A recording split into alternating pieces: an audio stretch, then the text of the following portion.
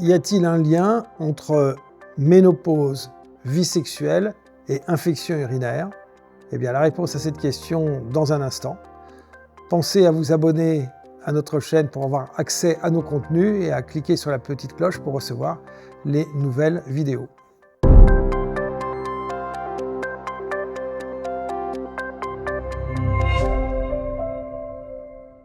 Bonjour, je suis le professeur François Habb, urologue au sein du centre Urologie Paris-Opéra. Alors, on nous pose souvent la question, notamment lorsqu'il y a des infections urinaires, sur les liens potentiels entre ménopause, vie sexuelle et puis infection urinaire.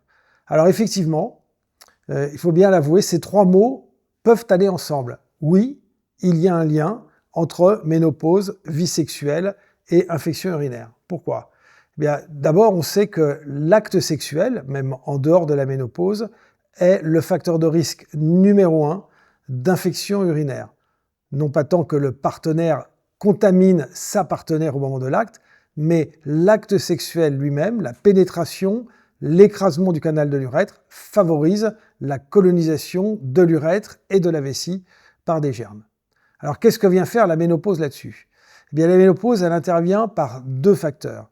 Elle intervient d'une part par le fait que lorsqu'on est ménopausé, il y a donc moins d'œstrogène. Moins d'œstrogène entraîne une modification de l'acidité du vagin, et cette modification de l'acidité du vagin, en retour, modifie la flore vaginale. Et donc la femme perd alors sa flore protectrice qui empêche que les microbes qui viennent, eux, du tube digestif s'installent à la place, la nature a horreur du vide, et qu'ensuite, lors de l'acte sexuel, ils puissent coloniser la vessie. Donc première modification, c'est une altération de la flore protectrice du vagin. Deuxième phénomène, c'est que lorsqu'il y a une ménopause non traitée, on va y revenir dans un instant, il va y avoir une accentuation de la sécheresse vaginale. Et lors du rapport sexuel, s'il y a sécheresse vaginale, les frottements seront plus marqués, et là aussi, ça va accentuer le risque d'infection urinaire par la colonisation bactérienne. Alors qu'est-ce qu'il faut faire ? Il y a bien sûr des stratégies de prévention. Il y en a au moins deux. La première, c'est une hormonothérapie de substitution. Alors je ne parle pas là d'une hormonothérapie générale, un gel qu'on met sur la peau qui va permettre d'imprégner l'ensemble du corps en œstrogène.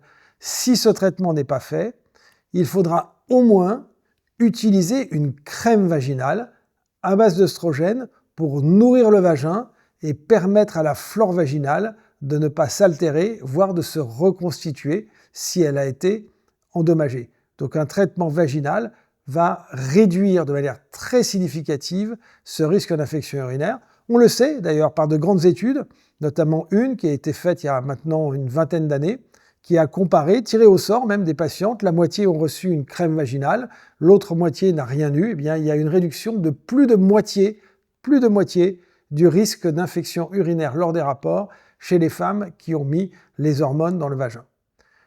Est-ce qu'il y a une alternative à ces hormones vaginales ? La réponse est oui. Dorénavant, en cas de contre-indication à l'utilisation de ces hormones, elles sont rares, mais elles peuvent exister, ou de mauvaise tolérance, parce que parfois, ces hormones vaginales, ça brûle, c'est inconfortable. On peut faire des séances de laser vaginal.